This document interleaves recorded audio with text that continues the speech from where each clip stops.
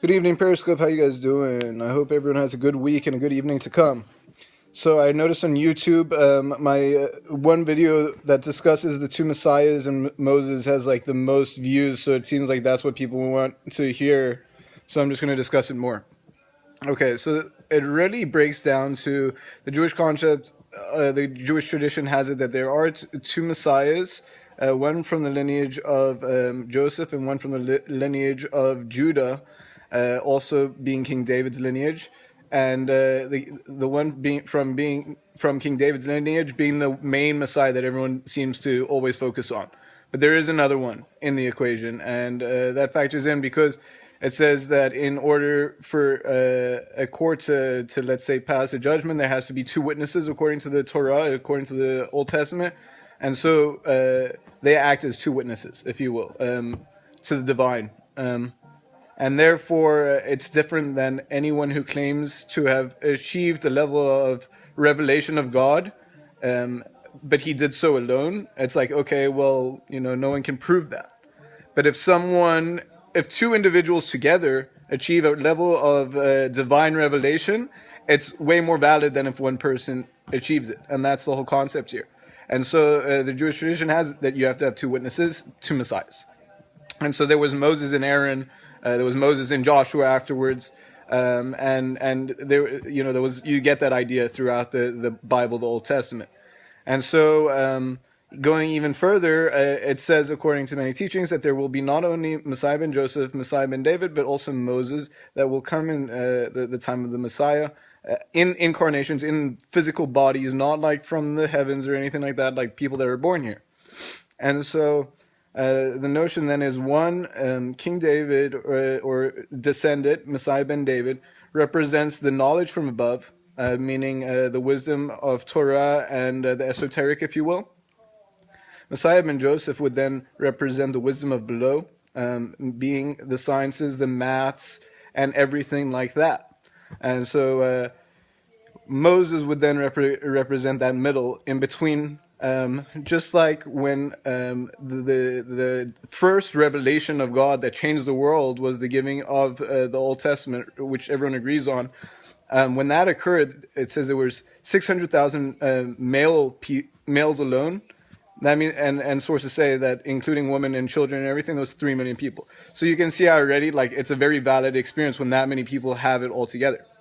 But more so than that, what we're going to focus on here is the notion that creation, or the children of Israel, represent the receiver and the earth, if you will, and then the giver, the heavens, being God.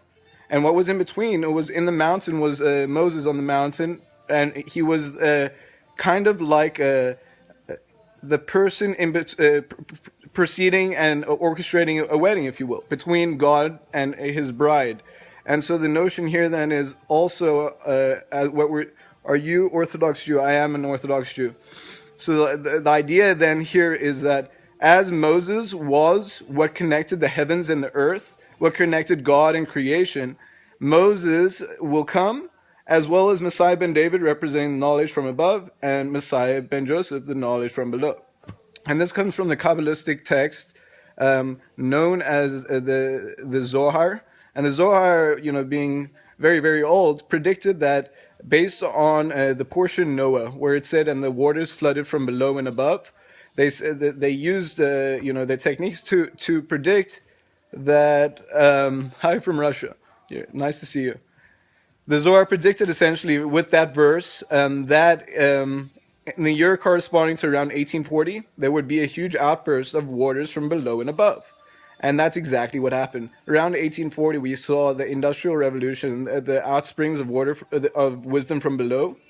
And at the same time, we saw a huge burst in terms of the wisdom of Torah and the inner parts of Torah, meaning Kabbalah and Chassidut. And so the idea here then, once again, is we're focusing on that notion of above and below, the wisdom of above and below, and what mediated it was Moses in between the two. And so the idea then, as we said, Messiah ben David, Messiah ben Joseph, with Moses in between. But we can go a little further, we can go a little deeper. When did the Zohar originate? I can't give you the exact date. It escapes me, but I encourage you to check it out yourself. I'm sorry, that one just escaped me.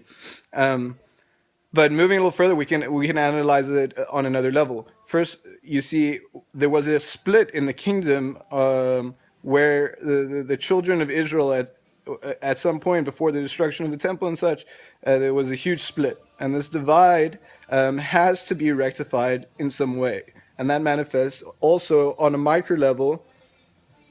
This also happens on a micro level, with Messiah ben Joseph and Messiah ben David making peace in the form of Messiah ben Joseph accepting Messiah ben David and coming to a reconciliation, if you will. And this is also based on verses from the book of prophets, you can find in Ezekiel and the like. And so also it goes further because, as we know, Judah or Israel had Rachel as well as Leah. And from Rachel, he had Joseph and Benjamin, and from Leah, he had 6 others, right? And the point being is that Judah was from that one side, and on the other side, bless you too, and on the other side we had Joseph. And Joseph is described as righteous. It says that if we even go further, looking at the description of the mothers, it says that Leah had tender eyes. And what that means is it represents the Baal Shuba, or someone who comes far from God to coming close to God again. Whereas Rachel being described as having beautiful features, meaning that she's already like righteous and someone who hasn't really tasted any sin. And so that goes further into their offspring, into Joseph and to Judah. Judah representing a Baal Shuva, someone who's been far and now come close, versus someone who was close all along. And there's a teaching that where a Baal Shuva stands, where a person who has returned or is returning stands, not even a righteous person can stand. And the idea here is that you don't know what you had until it's gone, kind of thing. Oh, you're very welcome. You don't know what you you didn't know what you had until it's gone, kind of thing. So it's the same notion that it's not until Adam ate from the tree and was separated from God that he longed for God and he realized what a good thing it is. But if he had just if he had not ever eaten from the tree and felt separate, he wouldn't have ever realized maybe as well. So it's like the notion that by being challenged and actually working through something and meriting to understand it versus just being given it without doing any work. You get the concept here. It's so the notion then being, if we look at Joseph was someone who had dreams from the get-go, divine, prophecy, if you will. He could read dreams. He was his dad's favorite son. He had a very different story than Judah. Judah didn't have that kind of upbringing, that kind of beautiful divine inspiration, if you will. But that's divine inspiration is actually the wrong word. I'm talking about prophecy here.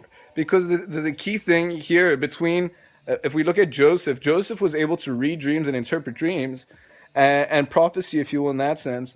But King David and the others use what's called divine inspiration. And that is that their will, what they wanted, was so in line with what God wanted that God in their will was so one. But they didn't necessarily have crazy dreams or anything like that. That wasn't their way. Their way was just that they were so devout and so, one-sided in that the path to God and what God wanted.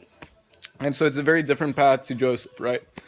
And so as we look at these two characters, does that type of mysticism have a special name or word in Judaism? So mysticism in Judaism is called Kabbalah, which means to receive. It's a receiving. And much the notion of only an empty vessel can receive, Kabbalah has to be, you can't just know Kabbalah, and it's something that has to be received. And so it takes time and it takes a lot of effort. But it's a beautiful, beautiful science, and it looks at everything in a much grander picture. But at the same time, Kabbalah and the esoteric very much is in line with, the Eastern mysticism, where it's all about self-realization. So self-realization being just like the Eastern mysticism has the chakras, Kabbalah has the 10 sfirot, which is much the same idea. And so the notion then being is to perfect oneself and to open one's third eye, pineal gland, to the point of achieving a prophecy and a higher level of consciousness. I'm a Jewish. I'm a Kabbalist, Jewish Kabbalist. Thank you for the questions, and thank you. I do see your comments. I try to keep with the explanations. So, so according to the teaching of the Vilna Gaon, once again, it is said that in the final, right when the Messiah comes, there will not only come Messiah ben David, but there will come Messiah ben David, Messiah ben Joseph, and Moses, all three, as it says, and princes will ascend the Mount Seir and judge over Ru.